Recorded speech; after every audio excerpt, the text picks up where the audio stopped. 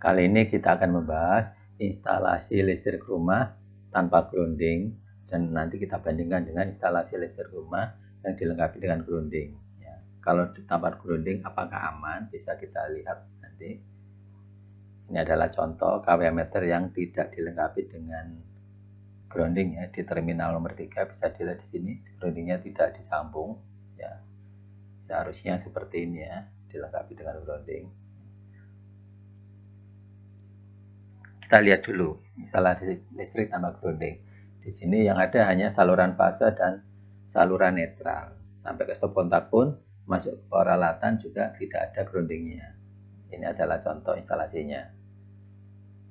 Sekarang kita lihat dulu apa yang dimaksud dengan ini. Kalau orang setrum itu bisa dilihat di sini ilustrasinya. Di sini adalah sentuhan langsung ke setrum secara langsung. Jadi orang ini menyentuh saluran fase ya. Di sini ada sumber listrik.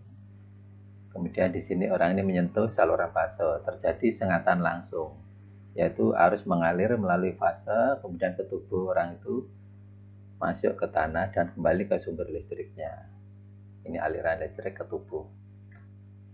Sekarang kita bandingkan atau kita lihat kesetrum atau sentuhan yang tidak langsung. Jadi orang tersebut memegang bodi atau peralatan, dalam ini misalkan motor listrik atau pompa air misalkan. Ya, megang bodi pompa tersebut, pompa motornya, dia kesetrum. Jadi di sini arus listrik mengalir dari saluran fase dari sumber, kemudian menuju ke motor listrik. Nah, di sini karena ada kebocoran sehingga bodinya kesetrum. Nah, karena bodinya ini bocor sehingga bila seseorang memegang bodi dia akan teraliri arus listrik. Ya, di sini menuju ke tanah. Aliran listrik yang nyetrum ke orang ini. Nah, sekarang kalau kita lihat di instalasi rumah, ini adalah salah satu ilustrasi pompa air yang bertegangan karena adanya kebocoran listrik dan tidak dilengkapi dengan grounding. Jadi orang ini kesetrum secara langsung, dan besarnya setrum ini ya, tergantung dari, kalau misalkan arus bocor ya tergantung berapa besar arus bocor yang ada atau tegangan yang ada di bodi ini. Tapi kalau sentuhan langsung ya tentu saja arus yang mengalir adalah tegangan dibagi dengan tahanan tubuh ini.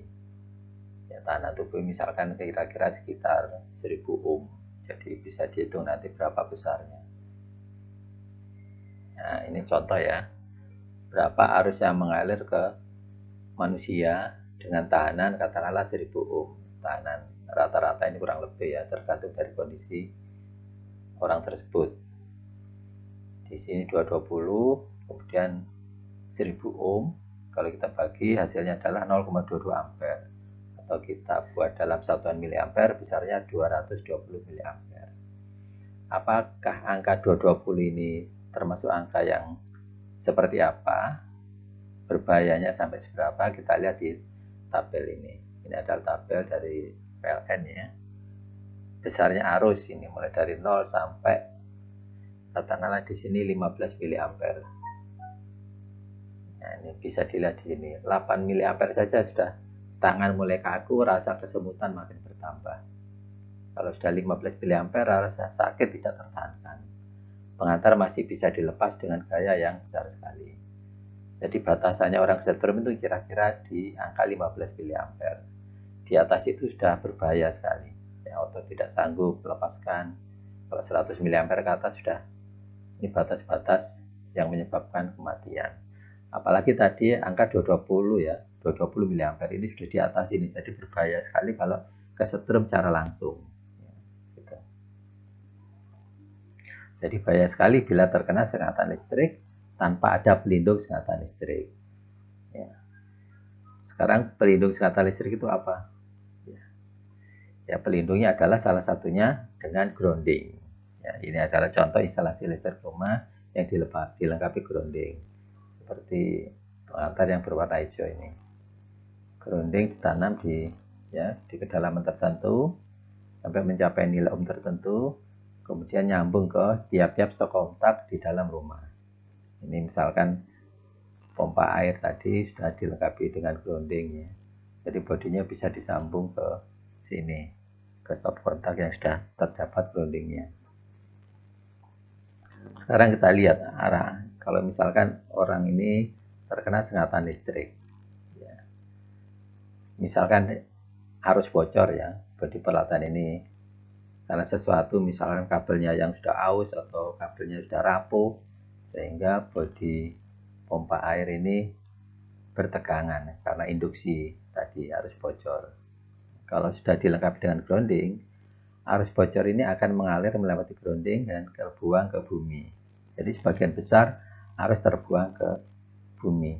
Sedangkan yang masuk ke tubuh seseorang ini yang tersengat listrik ini relatif kecil ya, sehingga lebih aman dari sisi ini. Karena manusia itu memiliki tahanan, sedangkan grounding tahanannya sudah mendekati 0, kecil sekali, sehingga arus lebih cenderung lewat grounding.